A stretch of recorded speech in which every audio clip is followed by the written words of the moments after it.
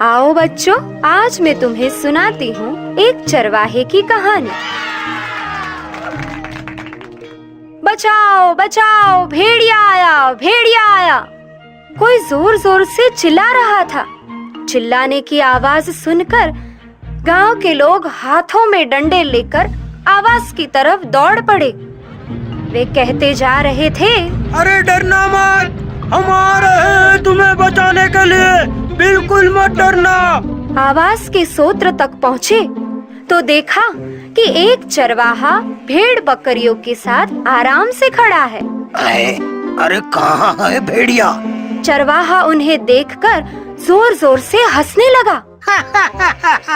भेड़िया, मैं तो मजाक कर रहा था। कैसे दौड़े दौड़े भागे भागे आ रहे। मजा आ गया। गांव वालों को उसके इस मजाक पर बहुत गुस्सा आया। एक आदमी बोला, तुम्हारे लिए ये हंसने की बात है भला? हम तुम्हारे लिए कितने चिंतित थे और तुम यहाँ केवल बातें बना रहे हो।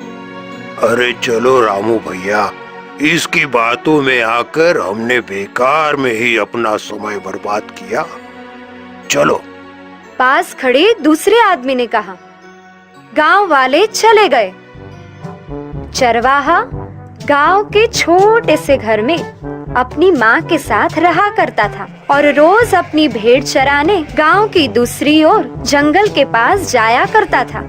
वह अक्सर सोचा करता कि ये भेड़ चराना भी कितना उबाऊ काम है। इसीलिए वह रोज खुद का मनोरंजन करने के लिए नए नए नुस्खे आजमाता रहता था।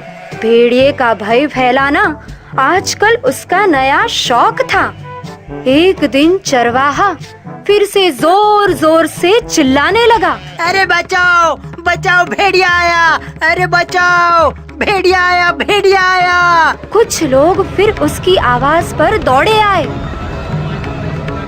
फिर चरवाहा खूब हंसा और गांव वाले खूब फनफनाए। फिर से एक दो बार उसने ऐसा मजाक किया, पर अब गांव में से कोई भी उस पर भरोसा नहीं करता था। उसके बार बार झूठ बोलने से लोग परेशान हो चुके थे। एक दिन खेतों में काम कर रहे लोगों को फिर से अचानक चरवाहे की आवाज सुनाई दी, बचाओ बचाओ, भेड़िया आया, भेड़िया आया, मदद करो, कोई तो सुनो। लेकिन किसी ने ध्यान नहीं दिया। आपस में वे कह रहे थे, इसको तो आदत पड़ गई है हमें परेशान करने की, फालतू समझ रखा है इसने हमें।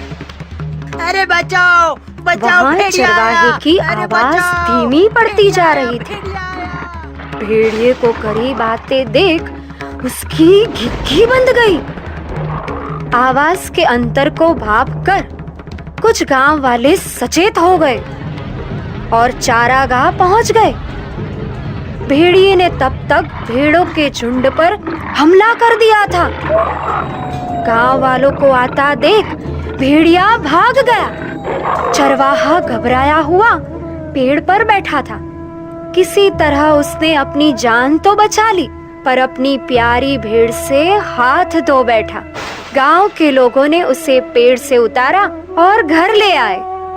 उसे अपनी गलती का एहसास हो चुका था। बार बार झूठ बोलने के कारण ही किसी ने उस पर भरोसा नहीं किया था। तो बच्चों, इस कहानी से हमें यह सीख मिलती है कि हमें कभी झूठ नहीं बोलना चाहिए। जिसने झूठ कभी न बोला, लोगों का विश्वास न तोड़ा, कठिनाई के वक्त में भी उसका किसी ने साथ न छोड़ा।